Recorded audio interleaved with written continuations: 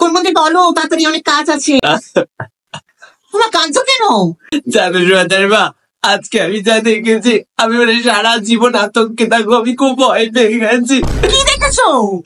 তোমাকে প্রথম থেকে বলছি, শোনো। তো আমি তো আজকে সকালবেলা গেছিলাম ব্যাংকে, তো ব্যাংক তো বন্ধ ছিল, জানি না কি কাজ বাজ চলছে। তো আমি বেনাপত্তে যখন আসি তখন ময়ের মায়ের সাথে দেখা। তো ময়ের মাসি আবার একই কথা যে আমি নাকি ওর মেয়েকে নষ্ট করে দিয়েছি, আমি নাকি পাড়া নষ্ট করে দিয়েছি। ভাবা যায় তুমি? কোনমন্ত্রী তুমি এইসব ছাড়ো, তুমি মেন কথা বলো।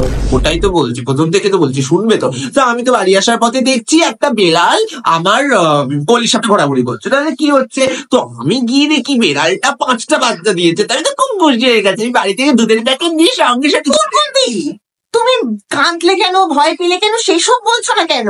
ওটাই তো বলছি, দাঁড়াও, পুরো গল্পটা তো শুনবে। তো আমি তো ওটা করলাম, তো বাড়িতে এলাম। বাড়িতে এসে দেখি তীর্থ ফোন করেছে। তো আমি তীর্থকে ফোন করলাম।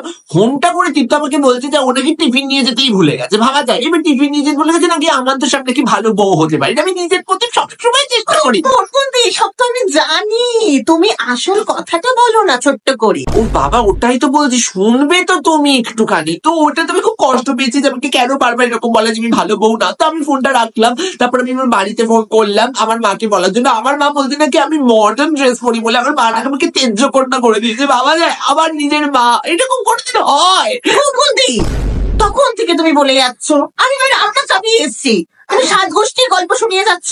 আচ্ছা দাঁড়া, বলছি তো, তুমি এত অধৈর্য করো। ঠিক আছে নাও, আমি বাথরুমে গেছিলাম তখন আমি এত বড় একটা কালো ইঁদুর থেকে ভয় পেয়ে গেছিলাম। শান্তি হয়েছে তোমার এবার? একটা কথা শোনে না ধৈর্য রেখে। আমার যখন ধৈর্য রেখে কথা শুনতে পারি, তাহলে শুনতে পারি। যাও, তোমার সাথে কোনো সম্পর্ক নেই।